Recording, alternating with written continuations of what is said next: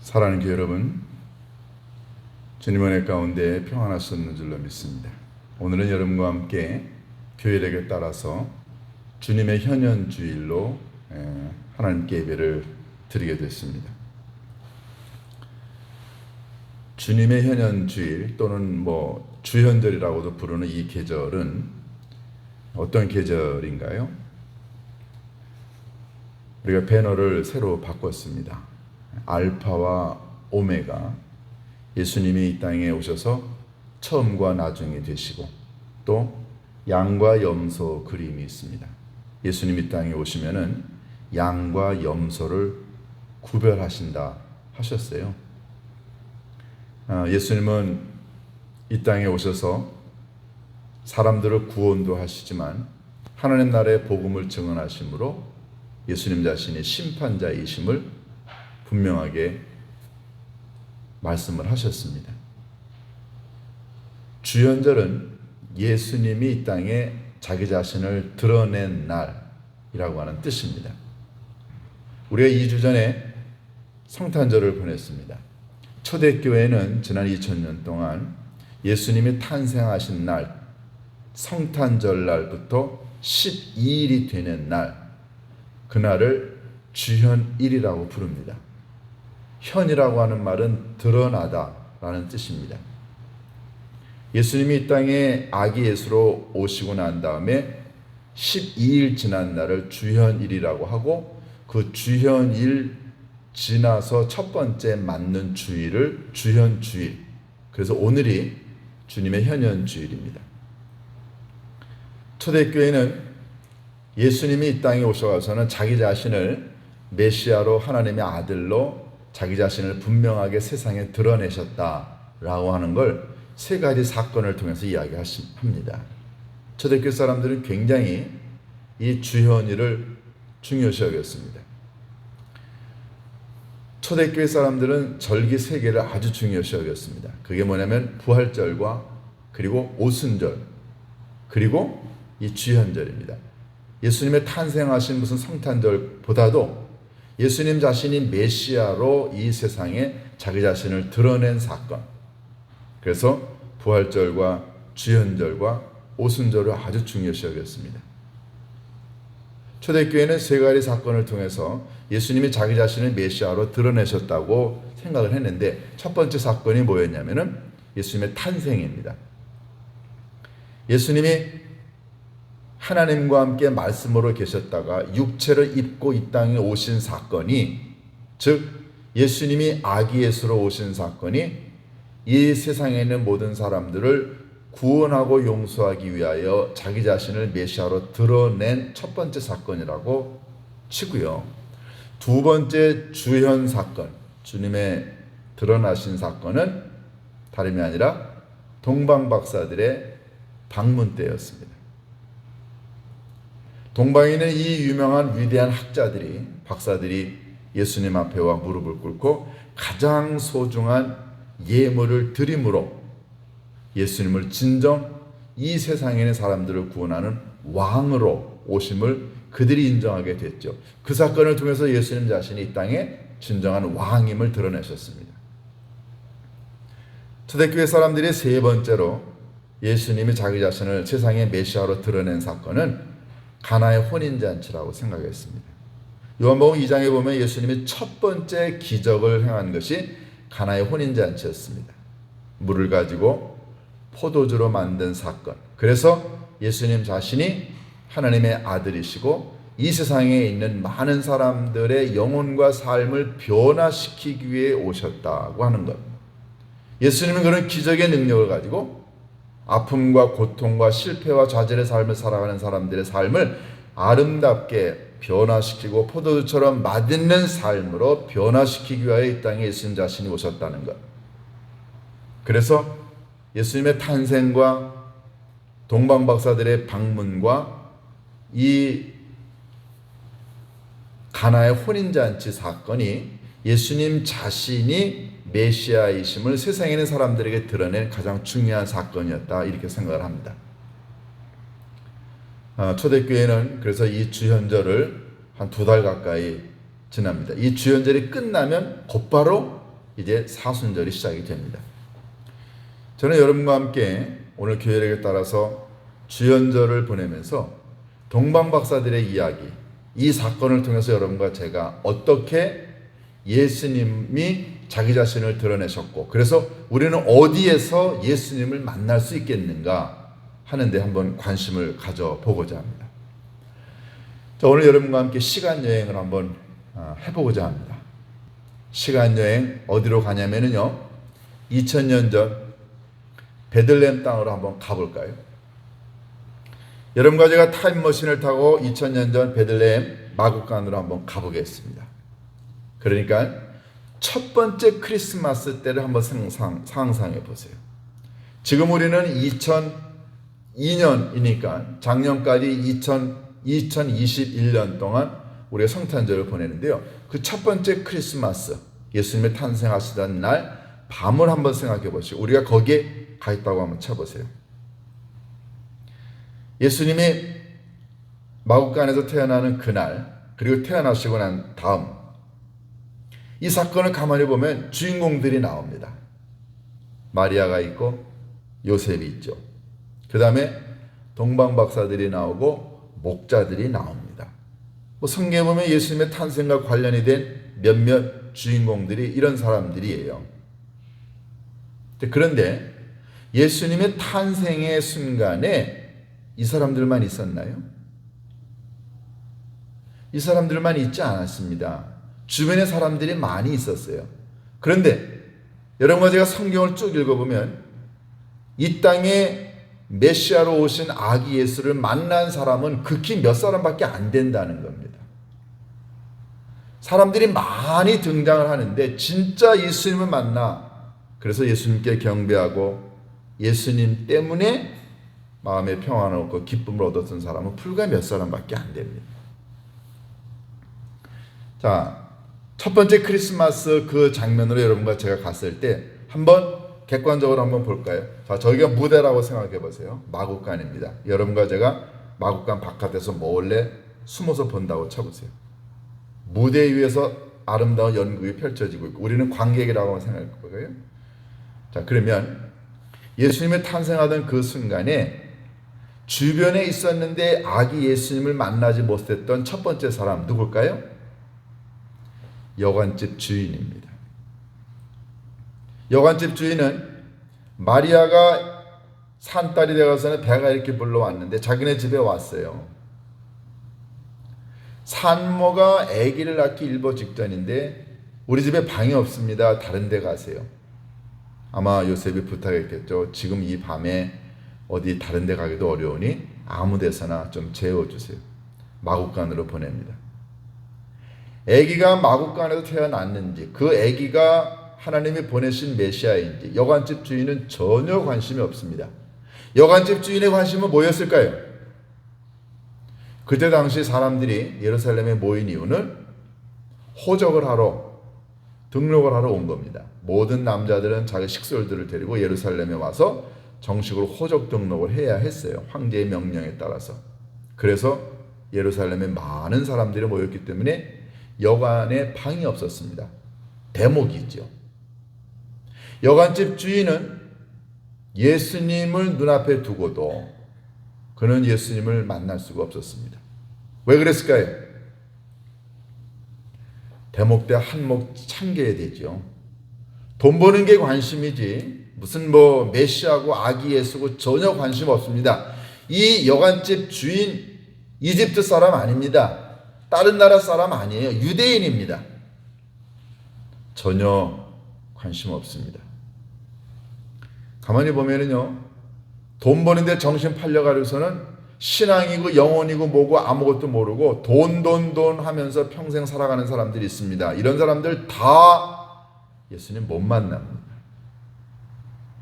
두 번째, 예수님을 만나지 못했던 사람 누굴까요? 이 여관집에 온 다른 숙박객들 사람들입니다. 이 사람들 호적하러 왔다가 이제 방을 잡았어요. 더 좋은 방, 더 편안한 방에서 쉬었다가 그 다음날 호적을 하러 가야겠다 생각해서 배가 남산만해진 이 산모가 힘들고 어려운 것 관심 없습니다. 내가 더 편안하게, 내가 더 안락한 곳에서 쉬어야 되는데요. 만약에 누군가가 이 마리아의 이 모습을 보고 우리 방에 오세요. 우리 방에 오세요. 어린 여자가 아기를 낳네. 우리가 좀 도와줄게. 만약에 숙박객 가운데 누군가가 이렇게 마리아에게 이 요셉에게 방을 빌려줬다고 한다면, 그래서 그 자리에서 같이 있었다고 한다면 첫 번째 크리스마스에 등장한 위대한 인물이 되었겠죠. 왜 대부분의 이 숙박객들은 예수님을 만나지 못했을까요? 그들은 다른 게 아니라 편안하게 지내려고, 안락하게 지내려고 양보하지 않았습니다. 이 세상에 사는 사람들 중에 정말로 힘들고 어렵고 고통당하는 사람에게 내 자리를 내주고, 시간을 내주고, 몸을 내주고, 돈을 내주고, 사랑을 베풀 줄 아는 따뜻한 마음이 없는 사람, 예수님 만나지 못합니다.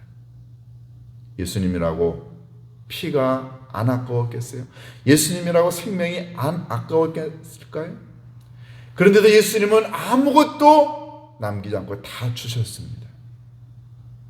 누군가에게 무엇을 준다는 말은 그 마음속에 하나님의 마음이 있다는 이야기 아닌가요? 그런데 이 여관집에 온 모든 숙박객들은 마리아의 형편처지 관심 없습니다. 자, 이 두 사람이 결정적으로 예수님의 첫 번째 성탄절을 놓친 아주 불행한 사람들이죠. 그럼 이 사람뿐인가요? 결정적인 사람이 있습니다. 바로 헤롯 왕입니다. 오늘 2장 1절 이하에 보면은 동방박사들이 헤롯에게 찾아옵니다. 이 사람들은 누군가요? 동방의 박사들이다라고 하는 말은 예루살렘으로부터 동쪽이면 어딘가요? 지금의 이라크나 이란입니다. 옛날 페르시아의 후손들이 살고 있었던 곳이죠. 그때 당시에 어떤 그 사상이 퍼져 있었냐면요, 언젠가 온 우주를 다스릴 왕이 이 세상에 위대한 인물이 태어난다라고 하는 이런 사상이 퍼져 있었어요. 페르시아의 후손뿐만 아니라 로마에 있는 역사가들도 그런 얘기를 했다고 합니다. 특별히 철학자들이라든가 점성술을 연구하는 학자들 사이에서는 저 어느 곳인가에 위대한 인물이 이 땅에 태어날 것이라고 하는 그런 사상이 있었다는 거죠. 그러니까 동방에 있는 이 세 명의 박사들, 우리는 그 사람들이 누군지 전혀 정확하게 모릅니다. 그냥 전설로 내려오는 것만 알 뿐이죠. 근데 저는 전설을 얘기하지 않습니다. 성경에 나와 있는 이 이야기만 가지고 얘기하게 되면 이 동방의 박사들이라고 하는 말은 그때 당시에 어떤 사람이었냐면 주로 철학자들이었습니다. 그리고 자연의학을 공부하는 사람들이고, 또 이 동방의 박사들이라고 하는 사람들은 일반적으로 점성술을 공부하는 사람들이었어요.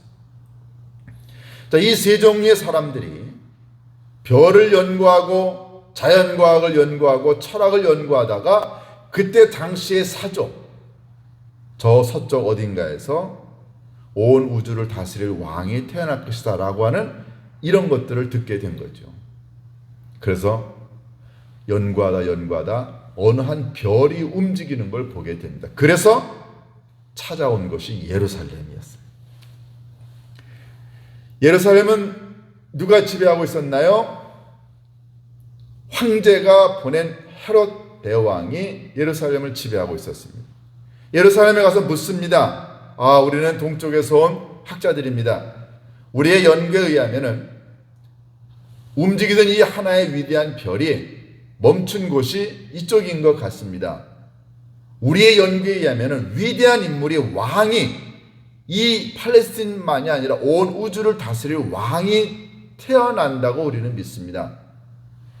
예루살렘에 이 별이 멈췄는데 혹시 이곳에 왕이 태어났나요? 헤롯이 놀랐어요. 그래가지고 이 동방 박사들을 잠깐 나가라고 그러고 자기가 관여하고 있는 대제사장들과 율법학자들과 서기관들을 다 불러 모았습니다. 묻습니다. 아니 도대체 유대의 왕이 나온다고? 온 우주를 다스릴 위대한 왕이 나온다고? 성경 좀 찾아봐라. 성경에 보면 대제사장과 서기관들과 율법학자들이 다 모여서 연구해 보니까 베들레헴 땅에, 옛날에는 에프라다라고 불렀죠. 베들레헴 땅에 하나님이 다스릴 왕이 태어난다라고 기록되어 있습니다 라는 걸 알게 됐습니다. 그래서 헤롯이 사람들을 부릅니다. 동방의 박사들을 부릅니다. 보니까는 베들레헴이에요. 자, 그러면 당신들이 먼저 베들레헴에 가서 아기를 만나면, 그 왕을 만나면 그러면 내게 돌아와 알려주세요. 그럼 나도 가서 그에게 경배하겠습니다. 베들레헴은요, 예루살렘으로부터 동남쪽으로 한 8km, 5.8마일이니까 한 8km나 9km 정도 떨어진 곳입니다. 그리 멀지 않아요. 동방박사들이 베들레헴에 갔을 때 비로소 예수님을 만나게 됩니다. 동방의 위대한 박사들이 그 먼 길을 찾아와 아기 예수께 엎드려 경배하고 귀한 예물을 드리고 돌아가려고 하는데 꿈에 박사들에게 하나님이 나타나셔서 헤롯에게 가지 마라. 다른 길을 인도해 그들은 다른 길로 고국에 돌아갔다고 합니다. 여기까지가 오늘 우리가 읽은 본문입니다. 헤롯은 율법학자들은 서기관은 대제사장들은 얼마든지 예수님을 만날 수 있었습니다. 첫 번째 성탄절의 주인공들이 될 수 있었습니다. 그런데 이 사람들은 전혀 예수님을 만나지 못합니다. 오늘 우리는 이 사건을 가만히 보면서 몇 가지 중요한 사실을 깨닫게 됩니다. 도대체 여러분과 저는 어디에서 예수님을 만날 수 있을까요? 왜 이런 사람들은 예수님을 만나지 못했을까요? 왜 특별히 헤롯은 예수님을 만나지 못했을까요? 그러면 우리는 어디에서 어떤 종류의 사람이 예수님을 만날 수 있을까요? 그걸 우리는 이 본문을 통해 깨닫게 됩니다. 첫 번째, 예수님을 만나러 간 이 동방 박사들은 도대체 누군가요? 전에 말씀드렸지만 우리는 이 사람들의 정체에 대해 정확하게 잘 모릅니다. 그러나 분명한 것은 이 사람들은 유대인이 아니라는 사실입니다. 아마 학자들은 이 사람들이 메대 출신의, 그러니까 지금의 이란이나 이라크나 이쪽 출신 사람들이었을 거라고 보는 거죠. 전혀 하나님하고 관계가 없는 사람들입니다. 그런데 이 이방인에게 하나님은 메시아를 만날 수 있는 자격을, 기회를 주셨습니다. 본래 유대인에게만 메시아가 온다고 유대인들은 믿었는데 하나님은 유대인이 아닌 이방인에게 아기 예수의 탄생을 알려주셨고 그 이방인 위대한 박사들이 예수님에게 와 경배합니다. 여러분과 제가 이 사실을 통해 뭘 깨달을 수 있나요? 하나님은 이 땅에 메시아를 보내시면서 유대인을 위한 메시아로만 보내지 않으셨습니다. 정말로 아기 예수를 만나 메시아를 만나 무릎을 꿇고 경배하고 그래서 그 예수님 때문에 영혼의 삶의 변화를 경험할 수 있는 사람은 누구냐면 인종과 관계없이 이 땅에 메시아가 오셨고 그 메시아를 찾아서 먼 길을 떠나는, 그래서 그 메시아에게 온 정성을 다해 귀한 예물을 드리려고 하는 마음을 가진 자에게 예수님은 자기 자신을 드러내십니다. 유대인이 아니면 어때요? 아브라함의 후손이 아니면 어떠냐고요? 흑인이면 어떻습니까? 유색인종이면 어떻습니까? 하나님은 종교적, 정치적, 문화적, 인종적 배경을 따지지 않습니다. 정말로 여러분과 제가 예수님을 만나려면 세상에 있는 이 모든 것들을 다 뒤로 하고 오로지 이 세상에 하나님이 인류를 사랑하기 위하여 메시아를 보냈다, 그분이 예수 그리스도라고 믿는 마음으로 가장 소중한 마음의 정성을 가지고 와 무릎을 꿇는 자 예수님을 만날 수 있습니다. 여러분과 제가 살면서 좀 가진 것 없고 능력 없고 배경 없고 부족한 건 많지만 이 세상에 하나님이 예수 그리스도를 보내 그가 진정한 세상의 왕이라고 하는 걸 믿는 마음을 갖고 예수님에게 가면 여러분과 저는 아무 때나 예수님을 만날 수 있습니다. 위대한 사람에게만 예수님이 나타나는 것 아닙니다. 두 번째로 이 동방박사들이 찾아간 곳은 예루살렘이었습니다.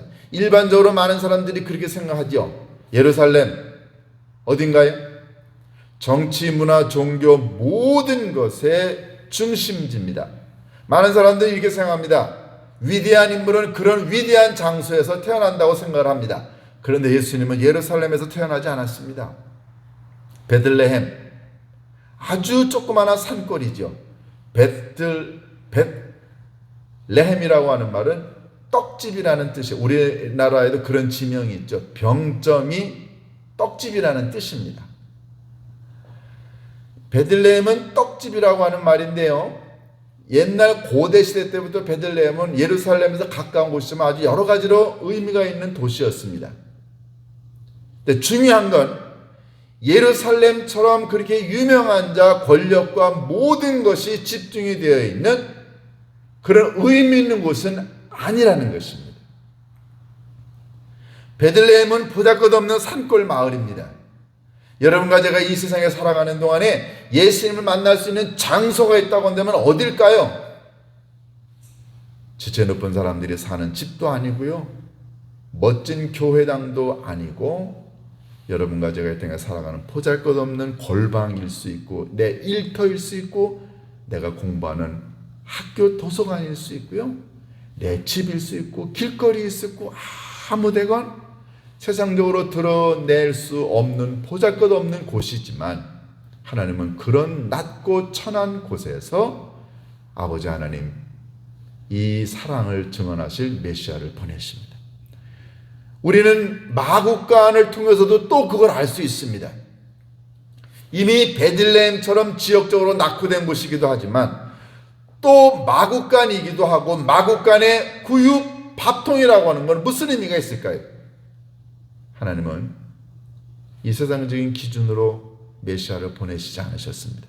여러분과 제가 메시아를 만날 수 있는 곳은 화려한 조명이 있고 위대한 사람들이 있고 능력이 있고 가진 자가 많고 배운 자가 많고 그런 곳에서 여러분과 제가 메시아를 만날 수 있는 것이 아닙니다. 우리는 낮고 천한 자가 있는 곳, 보잘것없는 사람들이 있는 곳, 그러나 메시아의 오심을 기다리는 마음을 갖고 있는 사람들이 있는 곳이라면 그것이 마국간이든 학교든 길거리든 관계없이 그런 마음이 있는 곳이기만 하면 우리는 예수님을 만날 수 있습니다.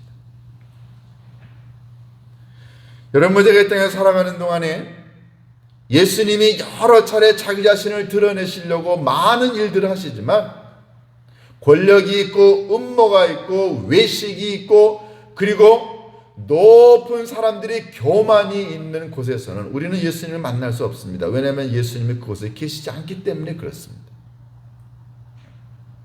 왜 베들레헴이고 왜 마국간이고 왜 구유인가는 바로 이런 이유 때문입니다. 세상에 지체 높은 사람들, 권력 많은 사람들, 가진 것 많은 사람들은 이미 그것으로 자기네들 자신의 만족을 얻고 그리고 위로를 얻고 보상을 이미 받았습니다. 그들에게는 메시아가 필요 없습니다. 그런데 이 세상에 가진 것 없고 보잘것 없고 빽 없고 그래서 땅의 사람이라고 불리우는 사람들에게는 메시아가 생명이기 때문에 그렇습니다. 정말로 생명을 만나고 싶고 그리고 구세주를 만나고 싶어하는 가난한 영혼의 사람들, 그들은 예수님을 만날 수 있습니다. 그러면 헤롯이 예수님을 만날 결정적인 이유는 뭘까요? 오늘 우리가 읽은 이 본문은 이제 그 얘기를 강조하고 있습니다. 헤롯은 동방박사들을 보내면서 이런 얘기를 합니다. 당신들이 먼저 가서 경배를 하고 내게 돌아와 어딘지를 알려주면 나도 가서 경배를 하겠노라. 여러분, 정말로 헤롯이 예수님에게 가서 경배를 할 거라고 생각하시나요?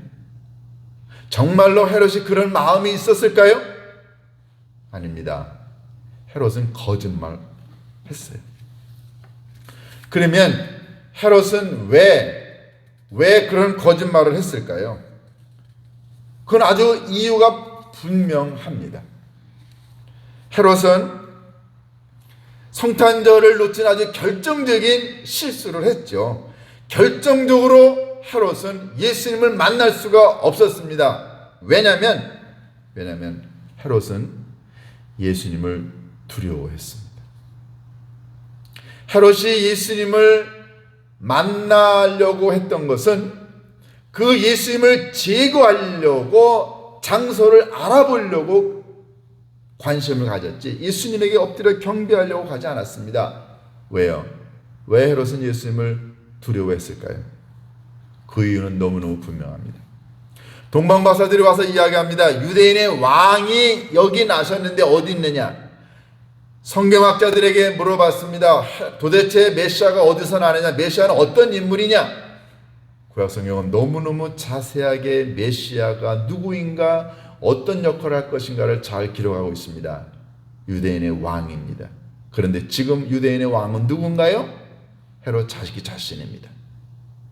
만약에 예수가 메시아가 이 땅에 왔다고 한다면, 그러면 현재 현상 유지를 하고 있는 왕으로서 권력과 지위를 갖고 있는 이 헤롯은 이 아기 예수가 메시아가 오게 되면 자기 자신의 모든 권력과 지위와 현상 유지를 다 내려놓아야 합니다.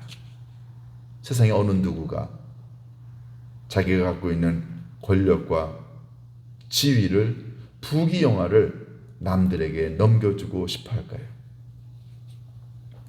헤롯은 이 땅에 살아가는 동안에 자기 자신이 모든 권력을 갖고 지위를 갖고 부귀영화를 누리고 싶어 했습니다. 그런데 메시아가 와서 자기 자신의 모든 것들을 빼앗을 거라고 하는 생각에 그 메시아를 죽여야겠다고 생각을 한 거죠. 정말로 헤롯은 메시아를 두려워했습니다. 두 번째, 헤롯이 메시아를 두려워한 이유는 메시아가 오게 되면 모든 것들을 변화시킬 거라고 생각을 했습니다. 변화시킨다는 말은 무슨 말인가요? 헤롯은 지금 칼로, 방패로, 무기로, 사람의 능력으로 이스라엘 백성들을 다스리고 있습니다. 그런데 만약에 이 메시아가 오게 되면 평화의 왕으로 오신다, 사랑의 왕으로 오신다, 의의 왕으로 오신다. 이 메시아가 오게 되면 모든 것들을 자기 자신이 지금 백성을, 사람들을, 나라를 다스리고 있는 이 모든 구조를 완전히 바꿀 거라고 생각을 한 거죠. 그러니까 메시아가 오면 모든 게 바뀔 거다라고 하는 생각. 그래서 변화를 두려워하고 그걸 인정할 수 없었던 헤롯은 예수님을 두려워했던 것입니다. 그가 가지고 있었던 이 변화에 대한 두려움. 여러분, 이것은 헤롯에게만 있을까요? 제가 이 말씀을 준비하면서 저 자신과 우리 모두에게 한번 물어봤습니다. 왜 사람들이 예수님께 돌아와 무릎을 꿇고 경배하고 예수님을 믿지 않을까? 헤롯과 너무너무 똑같은 생각을 갖고 있기 때문에 그렇습니다. 오래전이었어요. 한 10몇 년 전쯤에 제가 누군가를 전도하러 갔습니다. 그랬더니 어느 부부인데요. 그런데 그 남편분이 저한테 이런 얘기를 하더라고요. 저희들은 그냥 교회 그냥 대충 다니기로 했어요. 교회를 대충 다니기로 했답니다. 그래서 무슨 뜻이에요? 그랬더니 아이고 교회 너무 열심히 다니면은 말이에요. 그러면 푹 빠지면 그러면 저는 싫어요. 그래서 왜 교회 예수님에게 푹 빠지면 싫은 이유가 뭐예요? 그랬더니 그분이 아주 깨놓고 얘기합니다. 만약에요 제가 예수 잘 믿고 교회 열심히 다니게 되면 저 술도 못 마시잖아요. 저 담배도 못 피잖아요. 그리고 세상에 재미있는 게 얼마나 많은데 예수 믿으면 그런 것도 다 못하잖아요. 그리고 매일 교회 가서 뭐 예배 드려야 되고, 그리고 성경 읽어야 되고, 웃으면서 나쁜 짓도 못 하잖아요. 그래서 자기 아내에게도 야, 적당히 믿어라 라고 얘기했답니다. 예수님을 만나게 되면 자기 자신의 삶의 영혼의 변화가 올 것을 생각하고 그 변화가 너무너무 두려운 거예요. 그러니까 예수 깊이 안 믿으려고 합니다. 이런 사람들은 이런 두려움을 갖고 있습니다. 만약에 내가 예수님을 믿고 따르고 예수님과 하나가 되게 되면, 그러면 이런 일들이 벌어질 거라고 생각해요. 첫 번째, 내가 좋아하는 세상의 쾌락을 내가 다 끊어야 돼. 나의 경력, 욕망, 계획도 다 포기해야 돼. 왜냐면 예수님이 내 안에 들어와서는 야, 이것도 하지 마라, 저것도 하지 마라. 예수님이 원하는 걸 자꾸만 내게 얘기할 테니 내가 그걸 들어야 돼. 그러니 나의 모든 세상의 이력들은 다 버려야 돼. 내 의지대로 살지 못하고 매일매일 하나님의 뜻대로 살아야 돼. 나는 예수님의 노예가 되고 종이 되는 거야. 내가 가지고 있는 소유, 이거 남들한테 다 나눠줘야 되고, 내 능력, 남들을 위해서 살아야 돼. 가족도 포기해야 돼. 어떤 경우에는 꿈도 포기해야 되고, 나의 라이프 스타일도 다 바꿔야 돼. 여러분, 많은 사람들이 이런 변화에 대한 두려움 때문에 예수님을 믿지 않은 사람들이 너무너무 많습니다. 예수 믿으면 다 포기해야 된다고 생각하는 거예요. 세상에는 어느 누구도 어떤 무엇도 자기 자신의 삶에 들어와 주인 노릇 하는 걸 허락하고자 하는 사람은 아무도 없습니다. 헤롯, 예수님이 이 땅에 유대인의 왕으로 오셨다고 했는데 그 왕으로 오신 예수 그리스도가 자기의 자리를 내쫓고, 그리고 자기가 누리고 있었던 모든 현상유지를 뒤집어 엎어 놓을 것에 대한 두려움 때문에 헤롯은 예수님을 죽이기로 결정한 겁니다.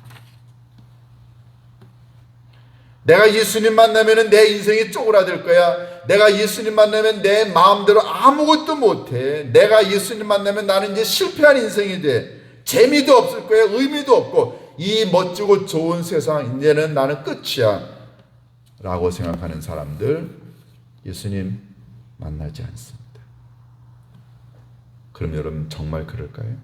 정말 예수님 만나면 내가 세상에 있는 것들, 재미 이런 것들 다 포기해야 될까요? 예수님은 이런 말씀을 하셨습니다.